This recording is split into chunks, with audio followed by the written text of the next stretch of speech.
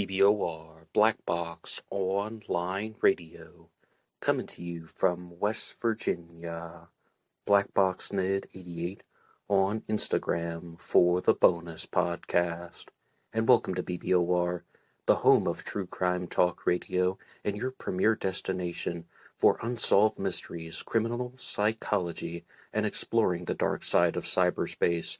My name is Ned DeHaan, and I am your host, as well as the creator of AstroPsych 400 here on YouTube, and regular contributor to the Zodiac Killer channel. And a great way to support these shows is just by listening to some more content. But you can also go over to Amazon.com and have a look at the book Killer on a White Horse, written by me, Ned DeHaan. It is a novel, murder mystery, inspired by the Zodiac Manson connection, but it is indeed fictional. However, who doesn't love a good mystery? And there is always the TeeSpring page. Feel free to check out some of the merchandise. And remember, being weird is not a crime. Let the show begin. Okay, hello everybody. Today is Friday, another Anything Goes Friday. Welcome to the show. How's everybody doing? I hope everybody is well. Recently, I had told you guys that I had been working on some YouTube shorts for the channel, and I was going to do a short episode on this story, the case of Jennifer Mee, someone who went from being a media darling to a convicted murderer. But early on, I realized that this is going to be a long-form episode, although it will be a little bit on the shorter side. I found that there was just simply too much information to discuss in the 60-second short window that is allotted, and this is part of some of the evolutionary changes in Black Box Online Radio. I'm going to be hopefully doing some more true crime shorts in the future, but also some more long-form content and live streams, and the channel is going to take somewhat of a different shape over the next several weeks to anyone who's listening to this live. And if you want to follow along with these true crime discussions, I do a segment about the Zodiac Killer every Monday. Soon there will be a return of Ripper Wednesday talking about Jack the Ripper. And a great way to support all of these efforts is just by hitting the like button and subscribing. It really helps out the channel.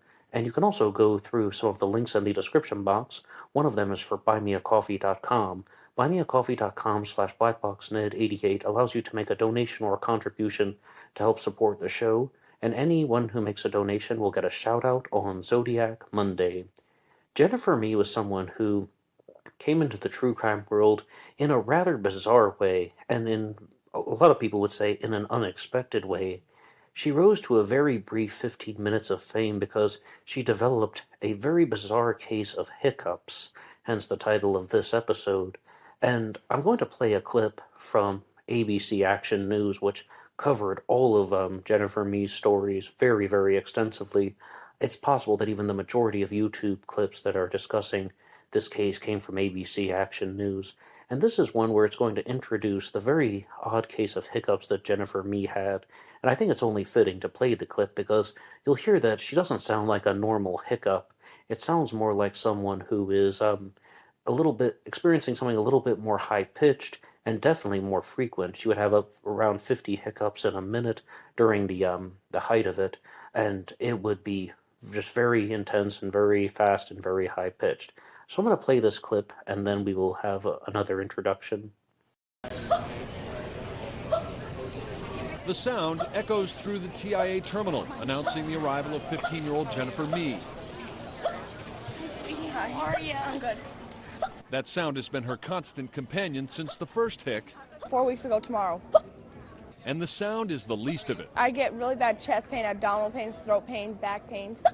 It's unbelievable.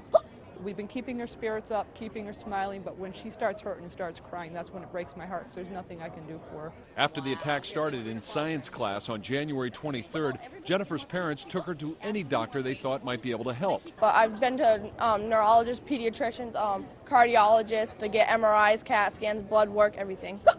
And nothing. Nothing. Then Jennifer and her parents embarked on a whirlwind media tour, appearing on local and national news shows, hoping someone would be able to offer a solution. None have worked so far. We've tried a tablespoon of peanut butter, tablespoons of sugar, mustard, what were some other ones? Gallons and gallons. Gallons of water. Lots of water. Other suggestions have been impractical or illegal. And that was supposed to be the end of it. That was supposed to be the full story, that this girl has this bizarre case of hiccups, and eventually she found a doctor who was able to cure it. And I first learned about this story from the show Court Junkie, not Crime Junkie, but Court Junkie. It was a podcast that was available on LaunchPad 1, and it was hosted by the lovely Jillian. And it talked about how Jennifer Mee went from being this media darling and people felt sympathy and empathy for her because of her bizarre medical condition to being a convicted murderer. And it also wanted to showcase about how sometimes people's lives can take unexpected turns. And I remember very vaguely from the Court Junkie episode that Gillian had been talking about how Jennifer Mee's hiccups might have actually been caused by Tourette's syndrome and not by some agitation of the throat. But just doing a little bit of reading about it, it seems that the cause of her hiccups was the result of a combination of factors, and the medical diagnoses are still a little bit unclear, but that's not the focus of this episode. Instead, over the years, Jennifer Mee's life would go up and down, and she became involved with a life of crime. In fact, perhaps a fair way of saying this is she went in and out of a life of crime, and she became involved with the wrong crowd. But the story that we will be discussing here involves the murder of Shannon Griffin, and more or less the accepted account is that Jennifer Mee arranged for him to meet another male to buy marijuana, and they blindsided him, they attacked him, and they shot him with a .38 caliber revolver. Now, we aren't completely sure who pulled the trigger. Even the authorities admitted they weren't sure which defendant pulled the trigger, but this ultimately led to the death of Shannon Griffin. And now here's a clip of Jennifer Mee, also from ABC Action News, where she gives her side of the story in a post-conviction interview. As a 15-year-old girl suffering from a peculiar ailment, nonstop hiccuping, but her innocent demeanor quickly changed after prosecutors convicted Jennifer Mee of murder. Now for the first time from behind bars and on the heels of her denied appeal, the Hiccup girl speaks out. Here's ABC Action News anchor Serena Fazan with this exclusive interview.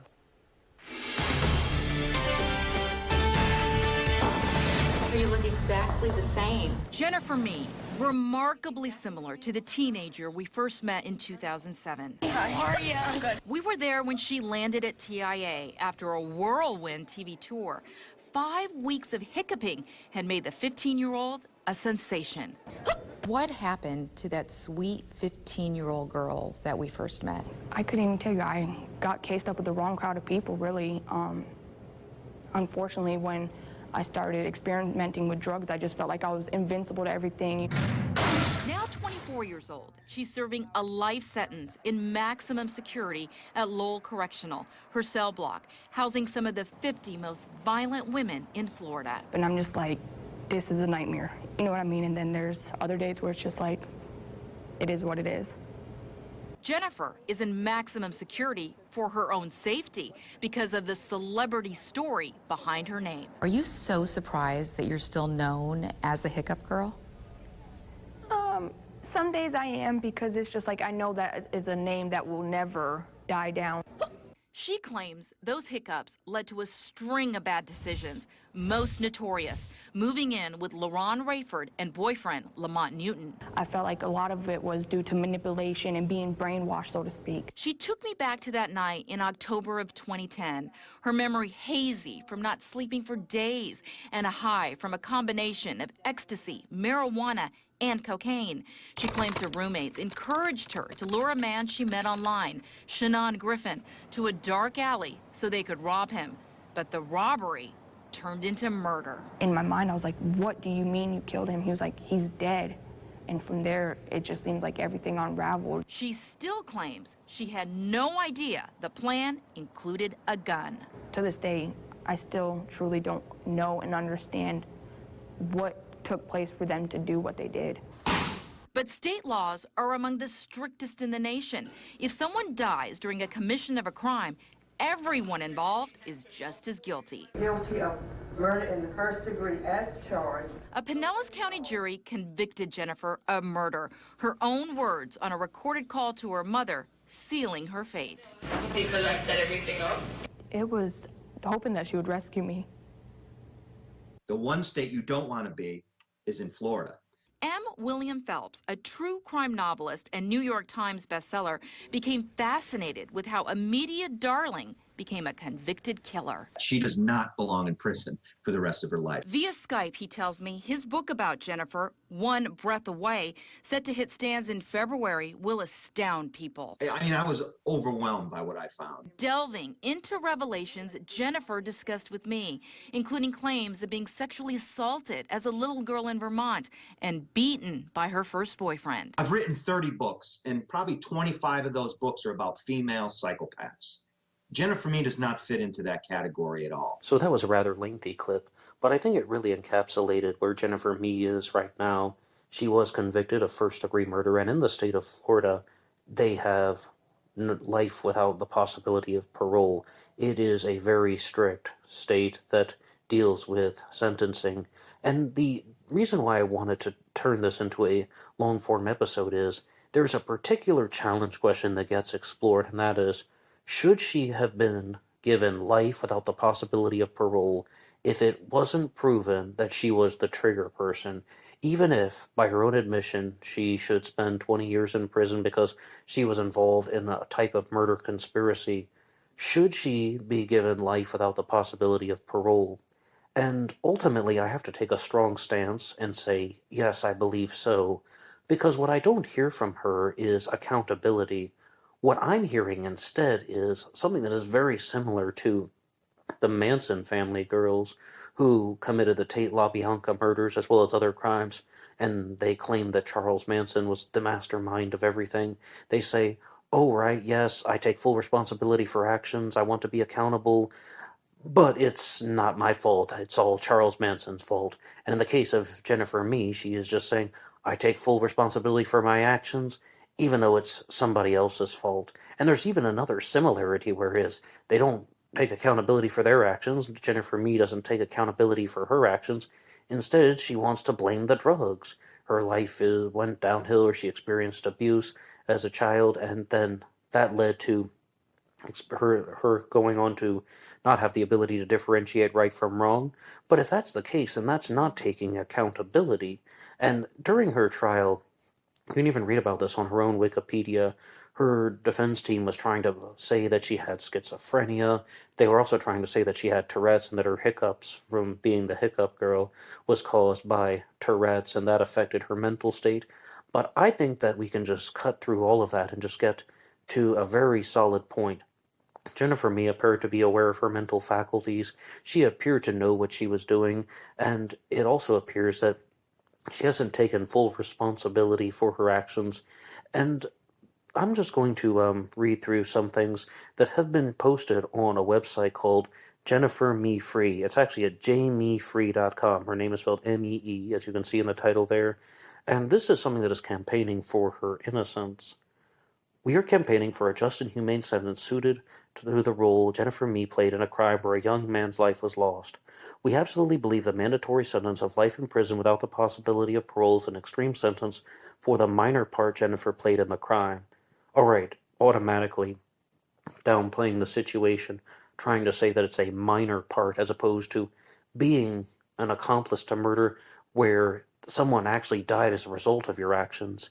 And even though I'm an outsider who has not been in the same situation that her family has been in, it sounds like if somebody has orchestrated the murder, then they should also be held equally accountable in the eyes of the law. We are looking for a fairer sentence that reflects what a misguided lost girl at the time should have received, understanding alongside punishment. We feel in this case a mandatory sentence does not do anything but punish, with no allowance for her to show remorse or to change to the girl, from the girl that she was to the woman that she is today. Jennifer Me was convicted of felony first-degree murder in 2013 and sentenced to life in prison without the possibility of parole. Although not at the scene at the time, under Florida felony law, Jennifer is sentenced to the same as a person who committed the crime. And again, if you read a little bit more on even Murderpedia, not Wikipedia, but Murderpedia will also talk about this, that there was evidence that she actually was at the scene of the crime, and that they even found her DNA on the suspect's shirt, as well as stating that the authorities weren't able to determine which of the three assailants pulled the trigger. So I mean, you just have to wonder, is she telling the truth with this? And my honest answer is, I don't know, but it is very normal for people to just blame the other defendants in cases, and I'm just going to leave it at that. Jennifer Ann Mee was born in Florida in 1991, the eldest of 5 sisters. At an early age, Jennifer's parents parted, an experience that would have a lasting effect on her. Jennifer took the separation hard, creating deep-set issues with abandonment, and created insecurities that were to last. Jennifer's mother worked long hours to support the family, and Jennifer had difficulty adjusting to the new family situation. Jennifer later went through the trauma of being raped and molested, something Jennifer never shared with her family and held to herself for many years. It was an experience that ingrained in her the feelings that she already had about herself, her lack of worth, and that she was alone in the world. Now this is absolutely terrible, and even though she went on to be a convicted murderer and did some bad things later on, still when you hear something like that, you feel something for the person, because at that point in her life, she was a victim. But there's a quotation that perhaps you've heard me say on Black Box Online Radio before, and that is, at a certain point you have to stop looking at what happened to someone and look at who they are. With that, she got involved in drug dealers, and from them learning how to sell drugs. She was living in the fast lane. Eventually, Jennifer started to use drugs and had sex for money to pay for her lifestyle. Did you hear that sentence, though? She was living in the fast lane? One reason why I wanted to read off this post, which was, again, on a website that is pleading for her innocence, is it's trying to talk about how she's some reformed person, but at the same time, this same website is romanticizing her drug days and her dangerous days and her criminal days, and that just stood out to me like an immediate red flag. And I'm not saying that Jennifer was the author of that text, I just thought that that was a very poor choice of words. Fast forward some years, Jennifer started to get hiccups and get attention that she desperately craved. She became known as the Hiccup Girl in early 2007. Along with deep pains in her chest, she started hiccuping relentlessly over 3 weeks. There are many possible causes for the hiccups: Tourette syndrome and depression, but most likely a subconscious desire to be wanted. Do you see what I mean about how I said that some people thought that it was actually Tourette syndrome, but it was still a little bit ambiguous, and it was not completely certain what the cause was, but I'm really not even too interested in that myself. She became more depressed and at one point contemplated suicide. Now here's another point of pure empathy.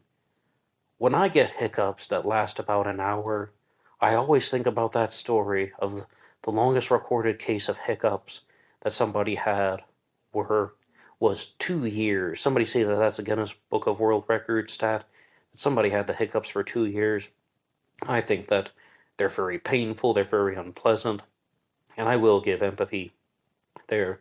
In a different source, it even states that Jennifer contemplated suicide because of the consistent hiccups, and I mean, painful, agitating, unpleasant, all of those adjectives, whatever negative adjective you would like to insert there. But does that justify crimes that would happen years later? No, absolutely not. Not in my book. It was believed that Jennifer went straight out of her fame and passed and started committing crimes. Jennifer's huge, deep-rooted insecurities did come again, and she was now, as she saw it, a nobody again. With that, she found relief with the same circle of friends, began dating a man named Lamont Newton. Yet Jennifer insists to this day she never went back to committing crimes. Up until that night, Jennifer had never been in serious contact with the authorities and did not have a criminal record. But as they say very clearly, she did commit crimes that she just didn't get caught for. On the evening of October 23rd of 2010, Jennifer arranged for Shannon Griffin to buy weed from Newton and another friend, Lauren Rayford. Newton and Rayford decided to rob him instead. Shannon fought back and was shot a number of times. Jennifer was not involved in the drug deal except for setting up and was not at the scene at the time, being on the road as a lookout. When she heard the shots, she was terrified and ran away. All three were arrested shortly after. Jennifer pleaded not guilty and turned down the option of a plea bargain. Naively, she believed if she only told the truth, she would have a sentence relevant to her part or be found not guilty. In hindsight, if Jennifer had made a plea deal, she would have had the possibility of parole and may even be free now. No, I simply can comprehend that. I mean, to say something on her behalf. Lots of defendants do this. You can see this all the time on court TV, where they are taking the stance that they believe that they didn't do the crime, or they believe that they will be found not guilty, or they just believe if they give their side of the story that they will not get any jail time, as opposed to somebody who is going to spend years in prison. What would be 5 years, 10 years, 20 years in prison for a crime that they don't believe that they committed. The arrest and trial is all on public record and covered extensively by the media as the Hiccup girl gone bad. There are many sources available online if you would like to look further into this. So, my ultimate response is that I'm just not seeing anything about accountability. It's just talking about how she had a rough life, therefore she went on to orchestrate this murder. And I think that it's very, very suspicious that she didn't know about the gun. She's arranging this type of robbery, or this type of, perhaps even assault, battery, robbery, numerous crimes going on in this, where they're trying to steal money from this person, from Shannon, and she just didn't know that they were going to bring a gun. It's quite possible that that is an untrue statement, and it's also possible that she could be telling the truth, and she just didn't know that it was going to go that far. And the reason why she would still be convicted of first-degree murder is that it's my understanding that if you are using the law to your advantage, you have to have clean hands. And yes, I learned about this from the wonderful Judge Judy, but what she talked about is, if you're going to try and use the law to your advantage, you have to have clean hands, meaning you can't try to use the law for benefits if you are currently breaking the law. Like, say, for example, she's orchestrating this murder and then is now trying to say that, okay, well, she deserves a lighter sentence because she didn't commit the murder herself, because she was just acting as an accomplice or participant in that. Well, you can't manipulate through the system if you are currently breaking the law, and if she's already admitting to this conspiracy to commit murder, then that person died from that, therefore that the charge escalates to first-degree murder, because murder has to prove intent, and they intended to set up a robbery illegal, and that illegal action resulted in somebody's death, therefore she is guilty of first-degree murder.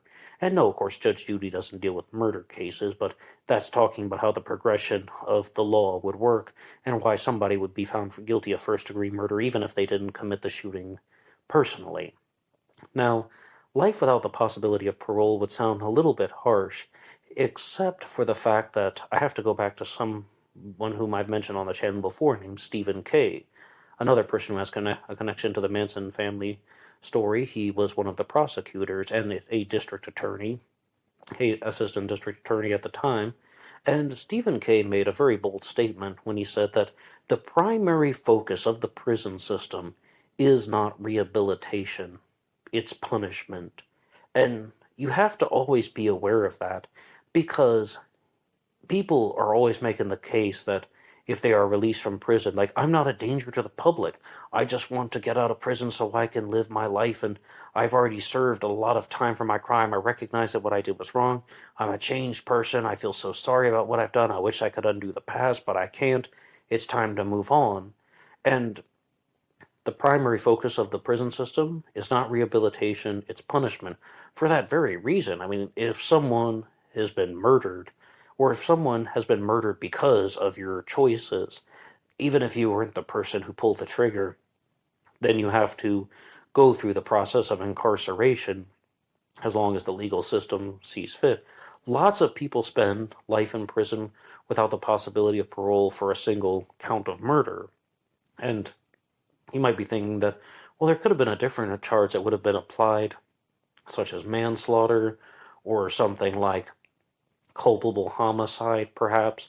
But I think it just goes back to what I said about the escalation of the legal system, and how she had intended to do something illegal, and then that brought upon the harsher charge. I think that that's exactly what happened in this story. And even in the clips, though, I mean, she's just talking about how her family misses her, and that she has a family out there that doesn't have her. Well, Shannon doesn't even get to be alive anymore. I'm sure his family misses him, and there's no way that he can come back.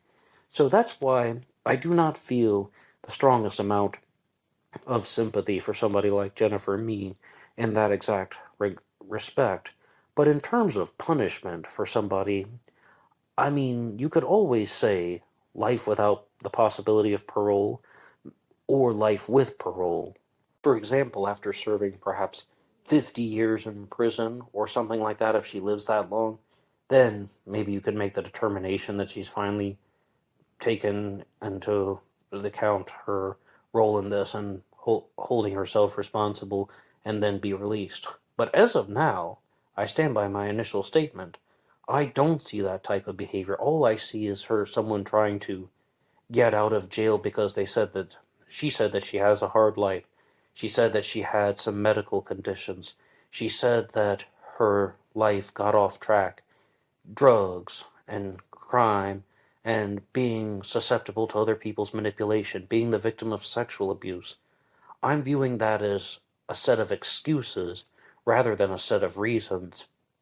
And that I just don't see that type of accountability in her, which is why I ultimately have to stand by the statement that I think the punishment of life without the possibility of parole is correct. And one of the reasons why you can also have a harsh sentence for somebody in that situation is, all right, well, you weren't the trigger person. Even if you say that, you weren't the trigger person. Well, you created a situation where somebody died. You created a situation that got out of control. That could be just as dangerous, if not more dangerous, because are you going to start, saying things to other people, provoking them into committing crimes? Are you going to start organizing other criminal behavior that could get out of control? I mean, it just shows that you're dangerous in a different way. And we have to understand, though, that when we're discussing stories, sometimes we can have a response. And when we write essays, there are two types of essays, right? There's the descriptive essay and the persuasive essay. The descriptive one is just, okay, here are the facts, and I'm discussing the facts, and I'm making comments about the facts. The persuasive essay is where you actually choose a side, you take a stance, and you're trying to persuade people to agree with you. And I think that this episode was intended to be somewhat in the middle. I'm, of course, not trying to make anybody think exactly as I do, and there is a little bit of reporting on the facts, but also I did want to take a strong stance and explain why I think the way I do, and I did want to take a strong stance and say that ultimately I do agree with life with the possibility of parole for someone in this particular situation, and also that I do not think that she has shown the signs of transformation of someone who would have been rehabilitated. So that's my take on the subject, but it's not purely persuasive, because I also want to know what you think. I want to read the comments from you guys down below. What do you think about Jennifer Mee? How do you respond to the challenge question that she should have been given life with the possibility of parole? Or let's phrase it as a question. Should she have been given that sentence? Do you believe it's too harsh, too weak? Or do you have any additional comments about Jennifer Mee and the Hiccup murder? And there is a book that has been written about this case, and it was written by M. William Phelps, as you heard, and his book is called One Breath Away. And I first learned about M. William Phelps because of the Zodiac Killer mystery. I told you I do a segment every Monday about the Zodiac Killer. If you're new to the channel, feel free to check it out. And M. William Phelps, by his own admission, seems like a guy who focuses on females in the true crime world. As he said, he has written 30 books, 25 of them about female psychopaths. But one woman that he interacted with was Deborah Perez, and she was the woman who claimed that her adoptive father, I should say, Guy Ward Hendrickson, was the Zodiac Killer. And he interacted with Deborah Perez and said that she genuinely believes what she says about her adoptive father, Guy Ward Hendrickson, being the Zodiac Killer. She's not a scammer. She's not a liar. She is simply mistaken. And if you'd like to hear more about that and all the reasons why, I would invite you to listen to my episode, Zodiac Killer, Guy Ward Hendrickson, available here on this channel. And I do talk about a lot of the comments of M. William Phelps and his other true crime ideas. Well, that'll be all for me now. Anybody can write the show at BlackBoxOnlineRadio@AOL.com. You can also get me on Facebook. My personal Facebook is in the description box. And there was always BlackBoxNid88 over on Instagram. And I will see you over there. Until next time.